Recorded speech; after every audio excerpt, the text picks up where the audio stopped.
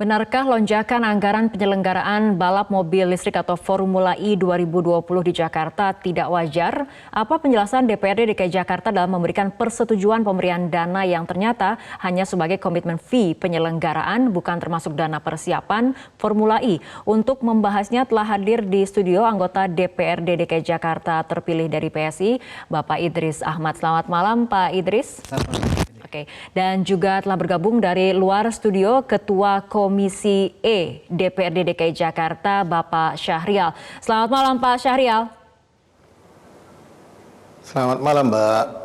Ya, Pak Syahrial, apa sebetulnya alasan dari DPRD DKI Jakarta menyetujui anggaran Formula E sebesar 360 miliar rupiah dalam rapat KUPA PPAS? Jadi begini, Mbak. Memang waktu itu diajukan oleh gubernur melalui tim TAPD-nya untuk mengajukan anggaran pelaksanaan balap mobil Formula E. Jadi akan diadakan pada bulan Oktober 2019 ini. Nah, waktu mengajukan itu kita tanya, apa sih manfaatnya buat Jakarta atau Indonesia diadakannya balap mobil ini? Nah, beliau menjelaskan, pertama tentunya kalau sudah ikut balap kota ini melaksanakan pembalap internasional akan datang, tentunya Jakarta akan terkenal di seluruh seantero dunia ini kan. Nah, di samping itu juga kita tanya, apa hanya itu? Tidak. Pak Gubernur mengatakan manfaat secara ekonomi juga ada. Artinya tentunya banyak sponsor yang datang, banyak turis-turis yang datang, hotel-hotel kita akan terisi, kuliner kita akan berkembang dan lain-lain. Nah, Pak Syahrial, tapi ada lonjakan anggaran juga yang kemudian tidak sedikit. Apa itu kemudian menjadi pertimbangan? Ya, anggaran itu untuk pelaksanaannya itu kira-kira 600 juta. Yang besar itu adalah untuk komitmen fee, itu 346 euro tadinya. Kita kira euro, rupanya pound sterling. Pound sterling itu kalau 20 juta, dikalikan dengan kurs pound sterling kira-kira 18.000, jadinya 360 M. Begitu, Mbak. Oke, detail peruntukannya dengan dana sebesar 360 miliar itu seperti apa, Pak? Mengenai lokasinya, perlintasannya seperti apa? Apakah sudah ada alokasinya secara detail mengenai anggaran ini? Itu lagi kita bahas, Mbak. Karena ini tidak di sirkuit, ini di jalan. Jadi nanti akan kita pilih, tentunya akan kita bicarakan bersama dengan pelaksananya bahwa yang mana yang tepat, apakah di Jalan Sudirman atau ke sekitar Monas dan lain-lain. Itu akan dibicarakan secara teknis bersama-sama dengan Baik, peruntukannya bahkan masih dalam pembahasan tapi anggarannya kemudian sudah disetujui. Pak Idris? Ya, jadi sebenarnya pertama izin Pak Syahrial. Jadi pertama yang prinsipnya adalah penganggaran kita ini terkait Formula E tidak ada di RPJMD. Ya kan? Dan juga tidak ada di program strategis daerah. Pertanyaan jadi dasarnya apa? Dan Pak Syahrial tadi sudah menguatkan bahwa ketika tadi siang MOU KUPA PPAS sudah ditandatangani, perkara teknisnya, peruntukannya, detailnya dan sebagaimana itu tidak jelas. Jadi kan menimbulkan banyak pertanyaan dan layak disebut menjadi tidak wajar. Apalagi anggarannya 360 miliar di akhir. Artinya menurut Anda ini program dadakan, idenya seperti itu atau bagaimana? Kalau secara kronologi waktu ini kan dibawa ketika Pak Gubernur selepas kunjungan luar negeri dan kembali. Ya kan? Nah, pertanyaannya dalam tata kelola perencanaan penganggaran sebenarnya ada satu dasar prinsip di RPJMD yang harus tertuang sehingga bisa menjadi dasar perencanaan program penganggaran. Oke. Gitu. Baik, Pak Syahrial, kita akan bertanya mengenai apakah ini bagian dari RPJMD, tapi pernyataan dari Anda kita tunggu dulu karena kita harus ikuti jeda berikut terlebih dahulu. Kita lanjutkan kembali perbincangan kita ke Pak Syahrial. Pak Syahrial, apakah ide menjadi tuan rumah Formula E ini masuk dalam RPJMD? Ya, begini saya jelaskan.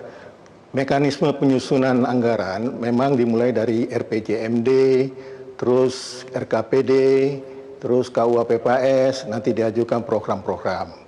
Tapi untuk kegiatan-kegiatan yang sifatnya mendesak, itu bisa kita dengan memakai alasan dasak. Itu dibenarkan dalam mekanisme penyusunan anggaran. Nah, kegiatan ini kita anggap mendesak karena waktu gubernur melaporkan kepada Menteri Olahraga dan Menteri Olahraga setuju untuk diadakan di DKI Jakarta. Dan gubernur juga sudah melaporkan kepada Menteri Dalam Negeri. Menteri Dalam Negeri setuju itu dimasukkan dalam APBD.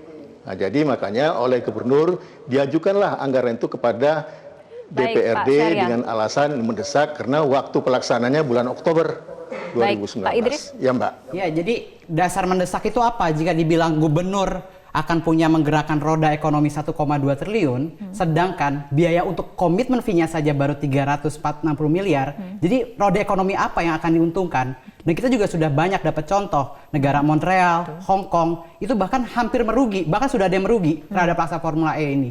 Jadi dipertanyakan sebenarnya mendesak dan menguntungkan untuk apa secara strategis untuk DKI Jakarta? Oke, Pak Syahrial jawabannya.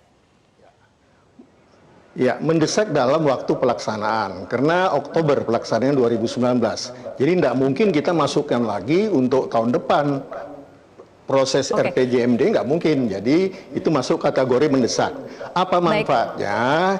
Itu kita lihat dalam proposal yang diajukan bahwa itu akan bermanfaat untuk Kota Jakarta dan bermanfaat secara ekonomi untuk kegiatan-kegiatan ekonomi selama sudah ada belum, Pak? itu Pak Syahrial, dilaksanakan. kami bisa diminta tolong, bisa dipublikasikan Pak, dasar kajian secara ekonomi sebenarnya berapa Pak? Pak Gubernur kan baru memperkirakan. Kalau memang sudah jadi MOU KUPPS harusnya sudah ada. Dan apalagi ini Oktober 2019. Jadi pilihan untuk alasannya karena waktunya menjadi sangat mengkhawatirkan. Oke, baik. Pak, jadi begini Pak. Gubernur kan sudah mengatakan ya kira-kira 1,2 triliun manfaat ekonominya. Itu kan dia membuat statement begitu sudah berdasarkan kajian daripada timnya. Itu yang disampaikan sama kita. Silakan saja nanti kalau Bapak agak percaya tanya saja sama gubernurnya. Baik, Pak Syahrial, apabila ada kritikan bahwa anggaran statement gitu. Baik, Pak Syahrial, jika ada kritikan bahwa anggaran 360 miliar ini tidak tepat dikeluarkan untuk ajang Formula E yang memang secara popularitas jauh di bawah Formula One, tapi lebih tepat untuk program-program lain, misalnya seperti KJP dan Rumah Susun. Bagaimana tanggapan dari DPRD? Nah, kalau dibandingkan dengan Formula One, untuk komitmen fee itu bisa 250 juta US dollar, Mbak. Ini kan kalau dihitung itu kan 20 juta US dollar. Tapi manfaat yang kita dapat ya sebanding dengan barangkali kira-kira nanti berapa yang biaya dikeluarkan. Kalau soal jika dibandingkan KJP, dengan program KJS, lain seperti KJP dan Rumah Susun? Iya, kan kita lihat kalau KJP, KJS tetap kita programkan itu Mbak. Tidak artinya karena adanya ini Formula E terus KJP, KJS kita hilangkan. Tidak, tetap berjalan.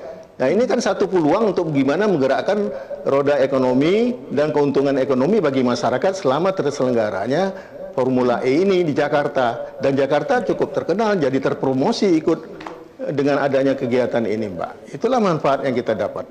Baik, Pak Idris. Jadi sangat mengkhawatirkan ketika tadi Pak Syahrial bilang bahwa ada kajian dari gubernur tapi DPRD tidak tahu. Kami disuruh tanya, padahal MOU KUPPS itu adalah persetujuan dua belah pihak.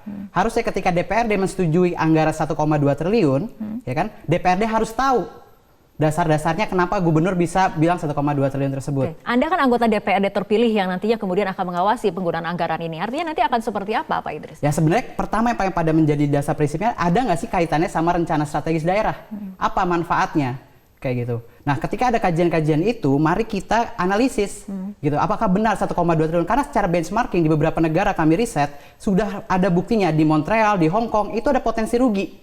Dan di Moskow bahkan dibatalkan karena visible study-nya di negara tersebut karena macet dan ketidaksesuaian jalannya itu tidak diselenggarakan di sana. Baik, Pak Syahrial, artinya dari DPRD sendiri apakah cukup optimistis mengenai target dampak ekonomi sebesar 1,2 triliun rupiah akan kemudian membawa dampak ekonomi strategis terhadap Jakarta? Jadi yang ditakutkan Pak Idris itu juga awalnya itu yang menjadi perhatian kita. Kita tanya, kita diskusi, tidak segampang itu memang kita menyetujui anggaran pelaksanaan itu. Dengan diskusi yang panjang, sampai malam kita diskusi tentang ini.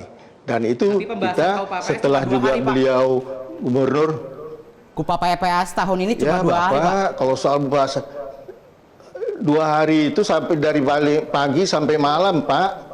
Yakin Pak, kita mulai datang Pak, jangan terlambat. Oke. Kenapa?